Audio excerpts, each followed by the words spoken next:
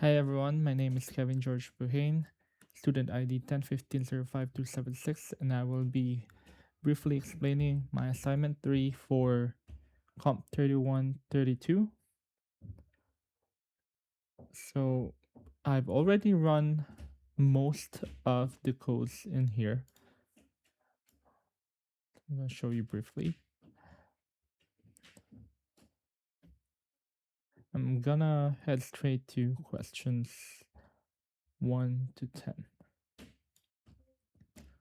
So here, first question said, based on kernels represented on the above image, create a kernel to detect 45-degree lines using convolution and apply it to the car's image and plot the result.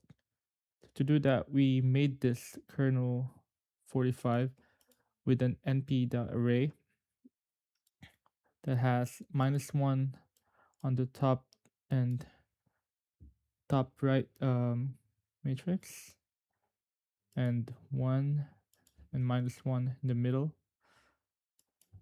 and then 1 and 1 on the bottom left and bottom center of the matrix. We then apply the kernel to our trans F45 and then plot the image. So you can see this is the result of that 45-degree kernel. Next is that we had to create a kernel to detect 135-degree lines using convolution and do the same as the previous question.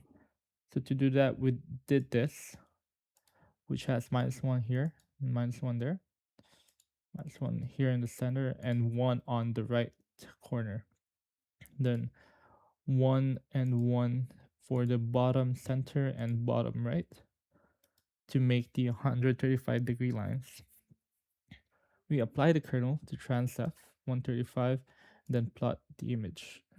So this is the result. Next is the question 2. Apply the following kernels to your image and plot the output.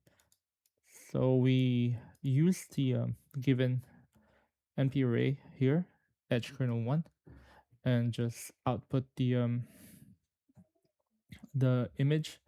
So basically this is almost the same as what we use here using convolution 2D. Instead, we just replace the kernel with the given edge kernel right here, compared to the previous one where we had to use our kernel that we created, kernel 135, and pass it on to the parameter called kernel for the conventional 2D kernel, convolution 2D kernel, sorry.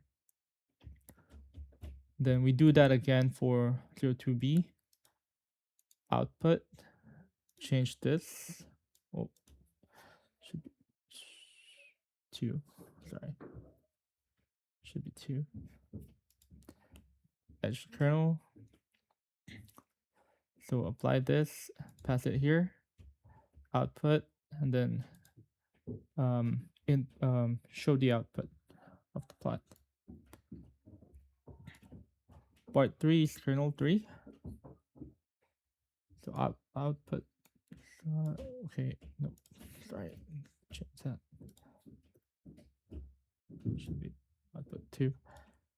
And then output 3, change the kernel to edge kernel 3, and then plot the output. So that's the output it should be. Then for the next part, question 3 to question 9, we'll be importing Keras, Matplotlib, TensorFlow, sequential, the layers, 4 different layers, and then the constraints and data sets, even the utilities from Keras. So we load the data sets first, get the training images and labels, and test images and test labels from this data set right here, say far 10.load data. Then we do this one hot encode target to values. So we get the train labels and test labels and train images and test images. Then we normalize them to range 0 to 1. So we pass them on again and divide them by dividing them by 255. Train images divided by 255 and pass it to train images. Same goes for the test images. Test images divided by 255 and pass it on to test images to normalize the range to 0 to 1. Next is we make the model. So Keras, that's sequential. And this is the convolution 2D layer, the max pooling 2D layer, the flattened layer, dense layer 1 to 8, dense layer 10. And then we compile them. So as you can see, this is the 5 layers that we have from by checking the model.summary. That's the convolution 2D, max pooling 2D flattened layer, dense layer, which is had a shape of 1 to 8, and the dense layer 10. Then we create the custom callbacks to be called during the training. We instantiate the callback, and then we train the model. So here we have 50 epochs with 256 batch size. And for each epoch, well, at least for the first 5, you have a 40.79% accuracy when training and 0.47 during testing for the first 5 epochs. For epoch number 5 to 9, the next 5 is 0.639, so 63.97% of accuracy while training and 0.61.44 accuracy during testing. As you can see, every 5 epochs, the accuracy when training is increasing, but the accuracy when testing remained at 65 at most, well, 65.75 at most from epochs 20 to 25, and stayed that way or lessen after 5 to 10 more epochs. As you can see here on the last epochs is 64.19, and the accuracy for the training is 95 point, sorry, 94.15 for while training and 64.19 when testing. That means this model right here is overfitting, where it learns more from the training images but cannot generalize as much. Next is we add next is we plot the result from that model, and as you can see, the training accuracy here curves up, while the training validation accuracy stays at somewhere in the middle of 6.65%. So for question number 3, did the network present signs of overfitting? Yes. So in which epoch? So about 20 to 25, as I've explained earlier. So we have 5 model layers. Again, the convolution layer, max pooling layer, flattened layer, dense layer, and the output layer. So 2 dense layer, which is this is the one dense layer with the shape of 1 to 8, and this the output layer which has a shape of 10.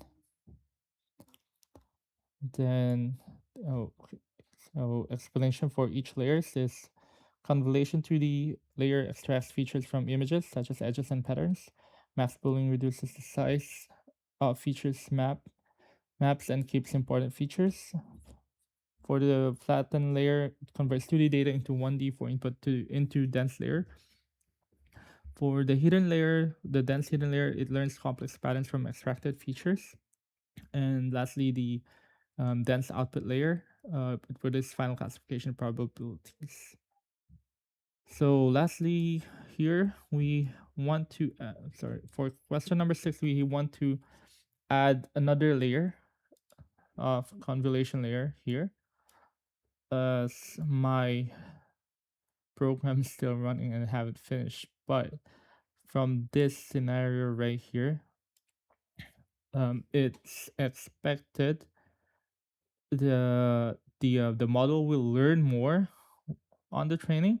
As you can see right now, with at epoch 30 to 34, I would say it has a 99.49 accuracy while training, but during testing it sits at at most 67.26%, which plateaus on those range. As you can see here, from epoch 15 it does get to 67.22% during testing as well, and then went down from epoch 25.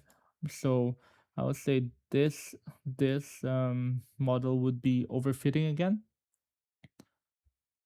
like what happened with the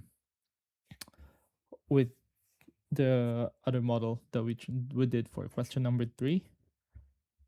And then we at question number 8, we want to add a dropout layer to the model, which is this one. Sorry, this one.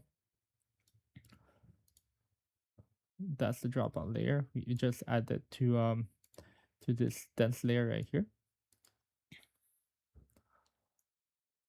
So the expected output, sorry, I can't run it right now because I'm still calculating the other one. I don't think I'll have enough time. So the expected output is that this model right here would, with the dropout, would show improved generalization compared to the larger model without the dropout. Then, although the training accuracy might become slightly lower, the validation accuracy becomes more stable due to the dropout layer, and it might slightly improve. That way, it will reduce the overfitting, or at least at most minimize those. And that's how the dropout layer helps the model learn more robust features by preventing reliance on specific neurons. All right, that's my assignment 3 for COMP3132, and I hope you enjoyed the short video. Thank you.